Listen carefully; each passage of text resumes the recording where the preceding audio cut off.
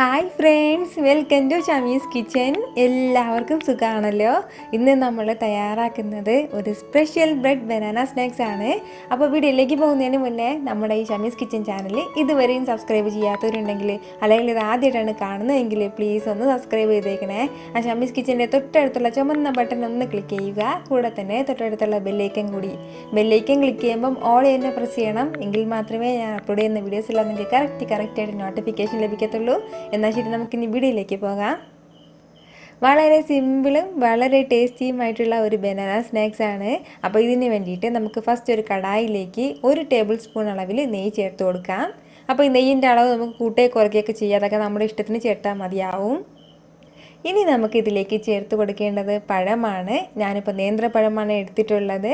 അതിപ്പോൾ 2 നേന്ത്രപ്പഴം എടുത്തിട്ടുണ്ട്. ചെറുതായതിൻ്റെ പേരിൽ 2 നേന്ത്രപ്പഴം എടുത്തിട്ടുണ്ട്. അത് ചെറുതായിട്ട് അരിഞ്ഞിട്ടാണ് ഞാനിപ്പോൾ ഇതിലേക്ക് ചേർക്കുന്നത്. നേന്ത്രപ്പഴം ചേർത്ത് കൊടുത്തു കഴിഞ്ഞാൽ പിന്നെ നമുക്കിതിലേക്ക് ചേർക്കേണ്ടത് ചിരകിയ തേങ്ങയാണ്. ഒരു 1/2 കപ്പ് അളവിൽ ചിരകിയ തേങ്ങ എടുത്തിട്ടുണ്ട്. അപ്പോൾ അതും കൂടി ചേർക്കാം. കൂടെ തന്നെ അതുപോലെ ഒരു 1/2 കപ്പ് അളവിൽ അവൽ കൂടി എടുത്തിട്ടുണ്ട്. അപ്പോൾ അവൽ നമുക്ക് വെള്ള കളർ അവലാണെന്നുണ്ടെങ്കിൽ അത് ചേർത്താൽ മതിയാവും. ഇപ്പോൾ റോസ് കളർ ഉണ്ടെങ്കിൽ അത് ചേർത്താൽ മതിയാവും. അതൊക്കെ നമ്മുടെ ഇഷ്ടത്തിന് ചേർക്കാം.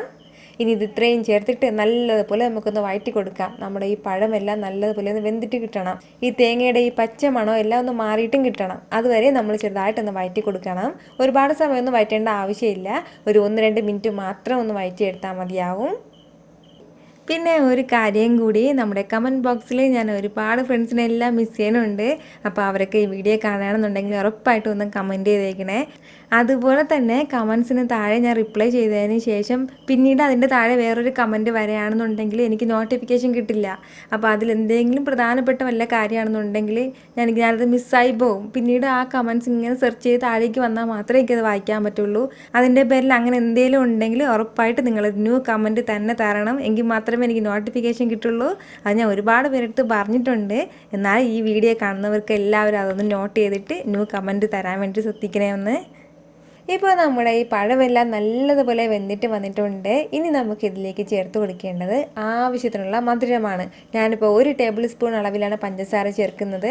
മധുരമൊക്കെ നമ്മുടെ ഇഷ്ടത്തിനനുസരിച്ചിട്ട് ചേർക്കാം. പക്ഷേ ഇത് തന്നെയാണ് കറക്റ്റ് മധുരം.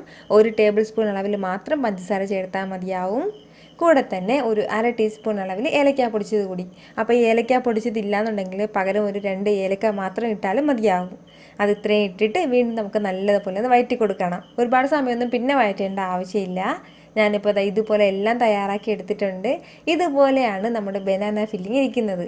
ഇപ്പോൾ അത് ഇങ്ങനെ തന്നെ കഴിക്കാൻ തന്നെ വളരെ ടേസ്റ്റി ആയിട്ടാണ് ഉള്ളത്. പക്ഷേ നമ്മൾ ഇങ്ങനെയല്ല ഇത് കഴിക്കുന്നത്. ഇതൊരു ഫില്ലിംഗ് ആയിട്ടാണ് നമ്മൾ എടുത്തിട്ടുള്ളത്. ഇനി നമുക്ക് ഈ ഫില്ലിംഗ് ഒന്ന് ബ്രെഡിൽ വെച്ചൊന്ന് സെറ്റാക്കി എടുക്കണം. അപ്പോൾ അതിന് വേണ്ടിയിട്ട് ഒരു ഫ്രൈയിങ് പാനോ അല്ലാന്നുണ്ടെങ്കിൽ ഒരു ദോശ തവയോ എടുത്തതിന് ശേഷം അതിലേക്ക് ഒരല്പം ബട്ടർ ഒന്ന് പൊട്ടി കൊടുക്കാം. ബട്ടർ ഇല്ലാന്നുണ്ടെങ്കിൽ നെയ്യ് തന്നെ ചേർത്താലും മതിയാവും.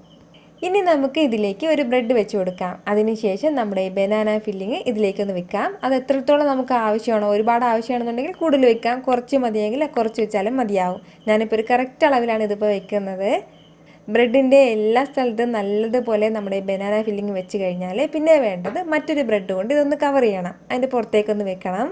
ഇതിപ്പോൾ ഈ 2 ബ്രെഡും പരസ്പരം സെറ്റ് ആകാതെയാണ് ഉള്ളത്. അപ്പോൾ അതിന് വേണ്ടിയിട്ട് നമ്മളൊന്ന് പ്രസ് ചെയ്ത് കൊടുക്കണം. അപ്പോൾ അതിന് വേണ്ടിയിട്ട് ഇപ്പോൾ നമ്മുടെ വീട്ടിലൊക്കെ ഇതുപോലെ ഒരു തട്ടുണ്ടാവുമല്ലോ, ഇതുപോലെ ഫ്ലാറ്റ് ആയിട്ടുള്ള തട്ട് വേണം നമുക്കിതിന് വേണ്ടിയിട്ട് ആവശ്യമുള്ളത്. അപ്പോൾ ആ തട്ട് ഇതിന് മുകളിലേക്ക് വെച്ചിട്ട് എന്തെങ്കിലും ഒരു വെയിറ്റ് വെച്ചിട്ട്, ഞാനിപ്പോൾ ഒരു മഗ്ഗാണ് എടുത്തിട്ടുള്ളത്, എന്തെങ്കിലും ഒരു വെയിറ്റ് വെച്ചിട്ട് നമ്മൾ കൈ വെച്ചിട്ട് ചെറുതായിട്ടൊന്ന് നല്ലതുപോലെ ഒന്ന് പ്രസ് ചെയ്ത് കൊടുത്താൽ മാത്രം മതിയാവും. അപ്പോഴത്തേക്ക് നമ്മുടെ ഈ 2 ബ്രെഡും പരസ്പരം സെറ്റായിട്ട് കിട്ടും.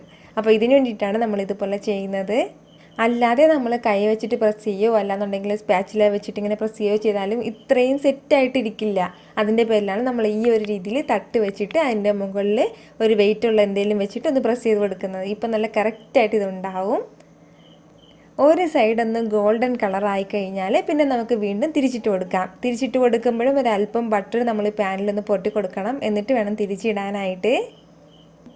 ഇതിപ്പോൾ രണ്ട് സൈഡും നല്ല കറക്റ്റായിട്ട് റെഡി ആയിട്ട് വന്നിട്ടുണ്ട്. ഇങ്ങനെ ഇതുപോലൊരു ഗോൾഡൻ കളറിൽ വേണം നമ്മൾ എടുക്കാനായിട്ട്.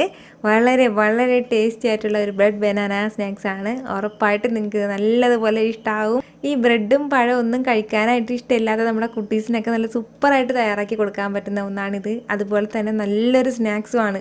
ഉറപ്പായിട്ട് നിങ്ങളൊന്ന് ട്രൈ ചെയ്ത് നോക്കണം. നിങ്ങൾക്ക് കാണുമ്പോൾ തന്നെ അറിയാമല്ലോ ഇത് എന്തുമാത്രം ടേസ്റ്റി ആയിട്ടുള്ളതാണെന്ന്. അപ്പോൾ ഉറപ്പായിട്ടും ബ്രെഡും പഴമൊക്കെ ഉള്ള സമയത്ത് നിങ്ങളൊന്ന് ട്രൈ ചെയ്ത് നോക്കണം. ഈ വീഡിയോ നിങ്ങൾക്ക് ഇഷ്ടമായിട്ടുണ്ടെന്നാണ് എൻ്റെ വിശ്വാസം. ഇഷ്ടമായാൽ ലൈക്ക് ചെയ്യാൻ ആരും മടിക്കരുത്. ഒന്ന് ലൈക്ക് ചെയ്തേക്കണം. ഇത് മറ്റുള്ളവരും കാണണമെന്ന് ആഗ്രഹിക്കുന്നുണ്ടെങ്കിൽ നിങ്ങളുടെ ഫ്രണ്ട്സിനും ഫാമിലിക്കും എല്ലാവർക്കും ഒന്ന് ഷെയർ ചെയ്ത് കൊടുക്കാനും മറക്കരുത്. വീണ്ടും നല്ലൊരു ഉഷാറ് വീഡിയോ ആയിട്ട് ഞാൻ വരുന്നതായിരിക്കും. അതുവരേക്കും എല്ലാവരും ഹാപ്പി ആയിട്ടിരിക്കുക, സന്തോഷമായിട്ടിരിക്കുക, ചിരിച്ചുകൊണ്ടിരിക്കുക. Take care friends.